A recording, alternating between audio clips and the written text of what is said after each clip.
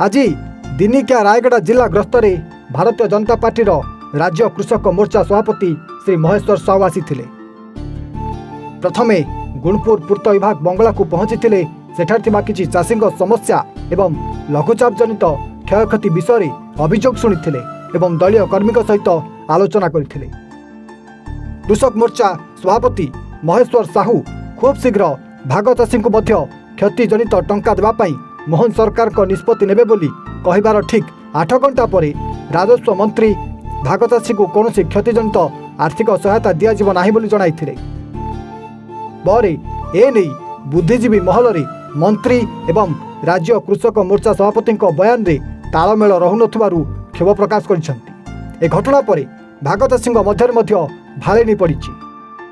ପରେ जिलार चाकुंडा मंडी दुर्गी मुकुंदपुर को जाई किपरि मंडीर व्यवस्था रही तार अनुध्यान करथिले एवं चाषी आलोचना करथिले। एही अवसर में चाषी मानक समस्त सुविधा पाई मोहन सरकार प्रतिश्रुतिबद्ध बोली निजर प्रतिक्रिया प्रकाश करथिले।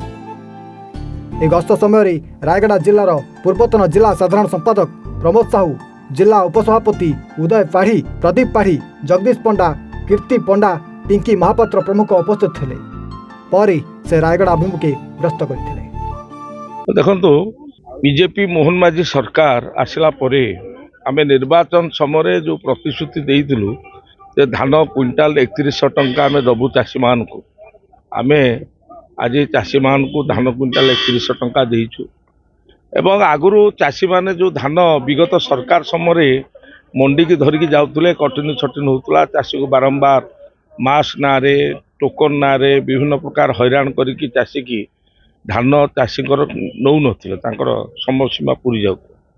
किंतु एथर मोहन माझी बीजेपी सरकार धान किड़ा को श्रृंखलित करने स्वच्छतार सहित धान किड़ा कारबार होगापाई व्यापक व्यवस्था कर आमर मंत्री एमएलए विधायक एवं सांसद समस्ते मंडी परिदर्शन कर मंडी परिचालना ठीक ठाक भाव चली ना देखुं। आज से परिप्रेक्षी में मु आज आमर रायगढ़ जिला मंडी दर्शन आसी एवं मंडी किभली भाव चलुची सरकार जो पेडी प्रोक्योरमेंट गाइडलाइन अच्छी से अनुजाई चलुची कि नहीं एवं चाषी मानकर जो व्यवस्था करिया कथा से व्यवस्था ठीक ठाक भाव चलुची कि नहीं ए सब जिनिस परिदर्शन करिया पय मु आज आसी।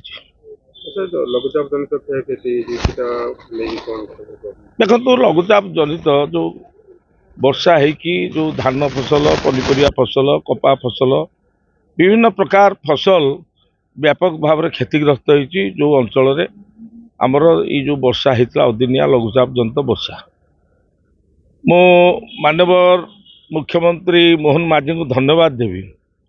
ओडिशा राजनैतिक इतिहास रे सर्वप्रथम थर प्रथम मुख्यमंत्री जे कि क्षतिग्रस्त अंचल को डायरेक्ट सीधा सड़क भाव आसिकी क्षेत्र में पहुँचिकी क्षयक्षतिर आकलन करवा चाषी मान सहित मिसवा एवं मंत्री माने विधायक माने सांसद माने क्षतिग्रस्त अंचल व्यापक भाव में बुलिकी किभली भाव में चाषी मानकर क्षति होती देखा और चाषी मान सहित भेटा ये तो निश्चित भाव में गोटे दृष्टांतमूलक पदक्षेप एवं मुझे माननीय मुख्यमंत्री मोहन माझी को धन्यवाद देवी। एवं ये जो क्षयक्षति होती ए क्षयक्षतिर आकलन आमर कृषि विभाग एवं राजस्व विभाग मिलित भाव में कर समस्त जो मानकर क्षयक्षति होती से सरकार तरफ क्षतिपूरण दिया। गुणपुर प्रमोद कुमार साहू को रिपोर्ट एवं ओडिशा।